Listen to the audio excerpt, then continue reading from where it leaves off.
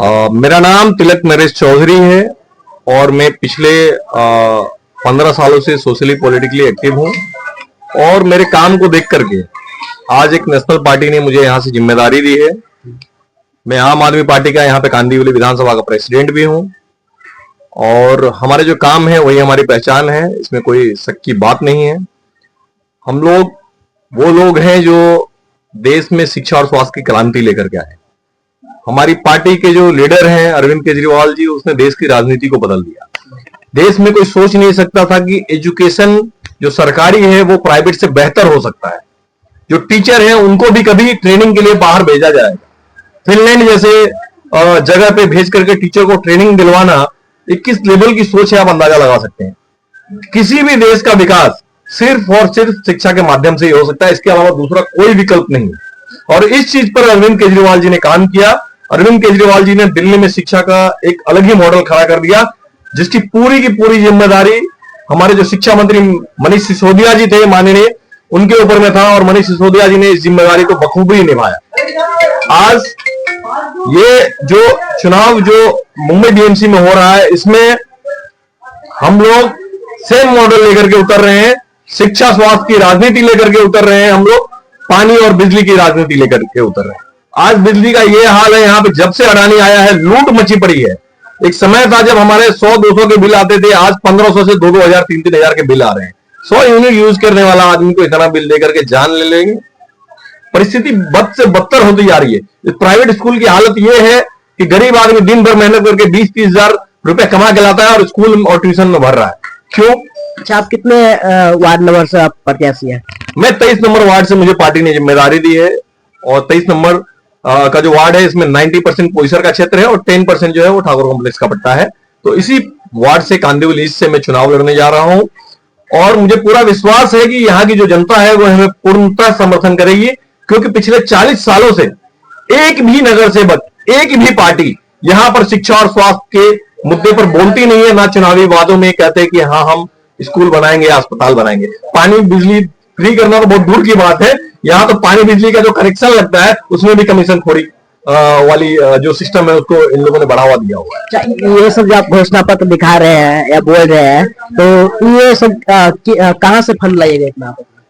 और देखिए, बताने की जरूरत नहीं, हमारे घोषणा पत्र में क्लियर कट लिखा हुआ है कि हम 200 यूनिट बिजली मुफ्त दे रहे हैं, 20,000 लीटर पानी मुफ्त दे रहे हैं, शौचालय, सड़क, इस सब के लिए बोलने की जरूरत नहीं पड़ेगी। आम आदमी पार्टी के सिपाही हैं हम लोग। और हमारे जो आपने पंजाब का चुनाव देखा है ना, पंजाब के चुनाव में एक मोबाइल की रिपेयरिंग करने वाला यूथ सीएम को हरा दिया। आप समझ सकते हैं कि इस टेबल की राजनीति चलती है। वो राजनीति है जो जनता का पैसा जनता तक जाता है। और आपने फंड की बात की, बीएमसी एशिया का सबसे रिचेस्ट कॉर्पोरेशन है, लेकिन इसको बीजेपी एंड गठबंधन ने भ्रष्ट कॉर्पोरेशन बना दिया। 30 साल से गठबंधन में है ये लोग। 30 साल में एशिया का सबसे भ्रष्ट कॉर्पोरेशन इन लोगों ने बीएमसी को बना दिया है। पैसे की कोई कमी नहीं है बीएमसी के पास, पैसे की कोई कमी नहीं है बीएमसी के पास। पैसा बेशुमार है, उसको सही जगह पे उपयोग करने वाले नेताओं की जरूरत है बीएमसी के अंदर। और मुझे पूर्ण विश्वास है कि पोईसर की जनता मुझे वहां पे चुन के भेजेगी और हम वहां जाएंगे तो बच्चों के बीएमसी चुनाव को तो लगभग 8 से 9 साल हो रहा है, तो फिर कोई भी चुनाव तो 5 साल के अंदर नहीं होता है, फिर अभी तक चुनाव नहीं करवाए, इसका कोई रीजन बता सकते हैं? इसका कोई रीजन सरकार के पास नहीं है। सरकार को 3 साल पहले चुनाव करवाना था, लेकिन बीएमसी में जो पैसा पड़ा हुआ था, जो रिजर्व फंड था, उसको भी ये लोग यूज करें। इसके लिए जो स्टेट गवर्नमेंट थी, पूरी जिम्मेदारी स्टेट गवर्नमेंट की है। स्टेट गवर्नमेंट ने इसमें से भी पैसा निकाला और ये बोला कि हम बीएमसी को उपयोग में लाएंगे, हम यूज करेंगे, और उस पैसे को भी बर्बाद कर दिए हैं। कहीं पे भी कोई काम नहीं दिख रहा है, सिर्फ और सिर्फ गली के नाले टूटे हुए हैं और उन्हीं को बनाते हैं, तोड़ते हैं, बनाते हैं, तोड़ते हैं, बनाते हैं। 30-40 सालों से बीजेपी वाले और जितने भी सत्ता में इनके जनता को पहली बार चुनती है और विजय बनाती है, तो सबसे पहला काम क्या रहेगा? मेरा सबसे पहला काम है, जो स्कूल अस्पताल का मुद्दा है उसको लेकर के मैं सबसे पहले खड़ा हूंगा। मोहल्ला क्लिनिक पोईसर जैसे क्षेत्र में 4 से 5 जगहों पे बनाऊंगा कि हमारे लोगों को दवाइयों के लिए, डॉक्टर के फीस के लिए यहां वहां भटकना ना पड़े। बेसिक सुविधाओं पे पहला काम होगा। दूसरा मेरा काम होगा स्कूल पे। हम कोशिश करेंगे जो प्राइवेट हॉस्पिटल उसको टेक ओवर करें बीएमसी के फंड से। अगर जहां पे जो स्कूल नहीं तैयार होगा वहां पर हम जो बीएमसी की जगह है वहां पे प्राइवेट से बेहतर स्कूल बना करके देंगे, जिसमें सारी सुविधाएं होंगी। हमारे जो लेटेस्ट एजुकेशन सिस्टम है उसको अपग्रेड करेंगे, उसको पूरी तरह से हम इम्प्लीमेंट करेंगे। अभी आपके वार्ड में अति जरूरत कोई भी कौन सा है जो कार्य जो बाकी हो गए? देखिए, मुद्दा तो बहुत सारे हैं, मैंने आपको बताया जो हमारे 4 मुद्दे हैं वो सबके सब आवश्यक मुद्दे हैं, लेकिन इसके अलावा जो अहम मुद्दा है जिसको मैं लेने वाला हूं वो नशा का, चरस, गांजा, अफीम का एक बहुत चला दिया है। ये सब तो बैन है, खुलेआम बिक रहे हैं, बम्बई की गलियों में बिक रहे हैं, कोई शहर में तो खुलेआम बिक रहा है। मेरा अहम मुद्दा होगा, सबसे पहले मैं आऊंगा, प्रशासन पे दबाव हर तरीके से बनाऊंगा। प्रशासन तो प्रेस कॉन्फ्रेंस में बोलते हैं ये सब बैन है, कोई दिख नहीं रहा है, तो कहां से पकड़ रहे हैं, और जो पकड़ा रहे हैं उनको छोड़ क्यों रहे हैं, सबसे बड़ा सवाल है। मुझे पूरा विश्वास है इसमें प्रशासन के साथ साथ यहाँ के नेता मिले हुए हैं, क्योंकि जो नेता जिसको जानकारी है कि नशा पूरे खुलेआम बिक रहा है, खुलेआम बट रहा है, वो नेता अगर उसके खिलाफ नहीं बोल रहा है मतलब उसकी हिस्सेदारी है। और अगर पुलिस इस पे कड़े से कड़ा एक्शन नहीं लेती है, अगर गुनहगार पकड़ाता भी है उसके बाद भी 2 दिन में छूट जाता है, इसका मतलब पुलिस प्रशासन पूरी तरह से जिम्मेदार है इसके लिए। पुलिस प्रशासन की देखरेख में ये हो रहा है। ये भ्रष्ट सरकार के अंदर प्रशासन को भी इन्होंने भ्रष्ट बना दिया, सरकारी संस्थानों को भ्रष्ट बना दिया। आम आदमी पार्टी ईमानदारी की राजनीति करेगी, सारी चीजों पर लगाम लगाएंगे और जो जनता को सुविधा मिलना चाहिए उस सुविधा को लेकर आपकी पार्टी बीएमसी चुनाव में कितने सीट पे लड़ रही है? हम बीएमसी चुनाव में 227 सीटों पे अकेले लड़ रहे हैं और पूरी ताकत के साथ लड़ रहे हैं। आपने देखा होगा हमारे 40 स्टार प्रचारक दिल्ली, गुजरात, पंजाब सभी जगह से आ रहे हैं और हम इस बार बीएमसी को पूरी तरह से इसके जो भ्रष्टाचार हो रहे हैं उसको साफ करेंगे। इस बार मेयर बना लीजिएगा अपना? पूरी कोशिश हमारी है, मेयर बनाएंगे। हम बाकी नेताओं की तरह झूठे वादे नहीं करते हैं, झूठी चीजें नहीं करते, लेकिन हमें जनता के ऊपर विश्वास है। जनता स्वच्छ राजनीति को पसंद करती है, स्वच्छ राजनीति को चाहती है। इस बार जनता झूठे वादे, झूठे बहकावे में नहीं आएगी। इस बार जनता जो है झाड़ू बम्बई में चला देगी और झाड़ू चलेगा, ये हमें पूर्ण विश्वास है।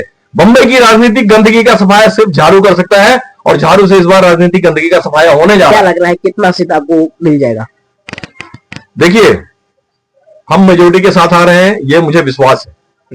मेजोरिटी के साथ आएंगे, मेयर भी हम बनाएंगे। हाँ, साथ ही साथ मैं आपको विश्वास दिलाता हूं 2 मुद्दों पे हमारी पार्टी खड़ी उतरेगी। एक, सभी पार्टियां कहती है हम युवाओं को मौका देंगे, युवाओं को मौका देंगे, 40% युवाओं को देंगे, 50% युवाओं को देंगे। हमारी पार्टी 80+ मैक्सिमम युवाओं को मौका दे रही है।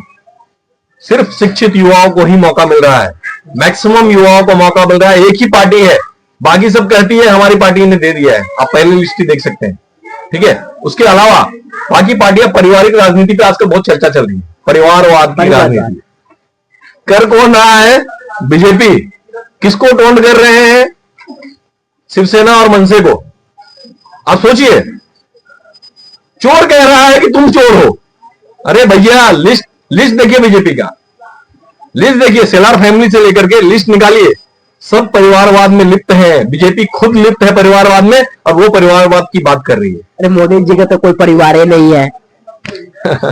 यहाँ मतलब एक अलग ही ट्रेंड चल गया है भारत की राजनीति में कि हमारा तो कोई है ही नहीं, तो हम किसके लिए लूटेंगे। अरे बाकी जो परिवार वाले हैं वो सब लूटे रहे हैं। मतलब जो लोग शादी कर लिए हैं सब चोर चुहार हैं और जो शादी नहीं किए हैं वो ईमानदार है। ये कौन सी राजनीति है भैया? अरे माननीय प्रधानमंत्री जी का तो नारा है, अरे हम तो फकीर है, झोला लेके चल देंगे। समय आ गया है, मुझे लग रहा है झोला लेके चलने का समय आ गया है। मोदी जी झोला लेके निकल ना जाए, हम लोग उसी डर में हैं। देश के ऊपर 3 गुना कर्जा बना दिए हैं और 3 गुना कर्जा हम लोग को सधाना पड़ेगा। वो तो झोला लेके सच में चल देंगे। समस्या वहीं पे है। प्रगति तो भी हुआ है ना, विकास भी हुआ है। उंगली माल जी ना, जो लूटते थे किसके लिए लूटते थे? उनका भी परिवार तो कहां था? किसके लिए? जो ये जो आप कह रहे हैं परिवारवाद, ये जो पहले के जो लूटपाट होती थी किसके लिए लूटते थे वो लोग? उनके भी परिवार नहीं थे। समझिए, आज देश के ऊपर कर्जा बढ़ा है, देश के ऊपर कर्जा बढ़ा, वो बड़ी बात। विकास भी हुआ है ना। क्या विकास हुआ? आप बताइए ना। सड़कों की हालत देख लीजिए, वही हालत है। आज गडकरी जी के सड़कों जो बोलते ना, अरे हमको तो यहाँ वहां से हमको बोला जा रहा है यहाँ ये वहां। अरे अपने देश की हालत तो देखिए, डेली रोड एक्सीडेंट तो देखिए क्या हो रहे हैं देश में। वो छोड़िए, मुंबई जैसे शहर में आप एक बार हाईवे पे राउंड मार दीजिए। आप अभी जो बैठे हैं कांदिवली में बैठे हैं, आप अभी बोरीवली से आए हैं। बोरीवली से आते हुए मेन हाईवे पे आपको कितने गड्ढे मिले? 15 दिन पहले की बात है। नेशनल पार्क जो यहाँ का फेमस एरिया है, उसके फ्लाईओवर पे एक रिक्शा वाले भाई साहब एक जो गड्ढे थे उसमें जंप मारे, रिक्शा पलटी मार दी। शर्म की बात है, बुजुर्ग आदमी तो पूरा हाथ पे छिल गया था, हम लोग गलती से बाई मिस्टेक वहीं से गुजर रहे थे, सब रिक्शे गाड़ी वाले सबने ब्रेक मारा, सबने रास्ता रोका और सबने मदद करने की कोशिश की। जिम्मेदारी किसकी? मेन हाईवे है मुंबई का, उसमें गड्ढे हैं, गड्ढा छोड़िए, जहां पे गड्ढा भर रहे हैं वहां पे ये रोड का लेयर है, इस लेयर पे गड्ढा भरा जा रहा है।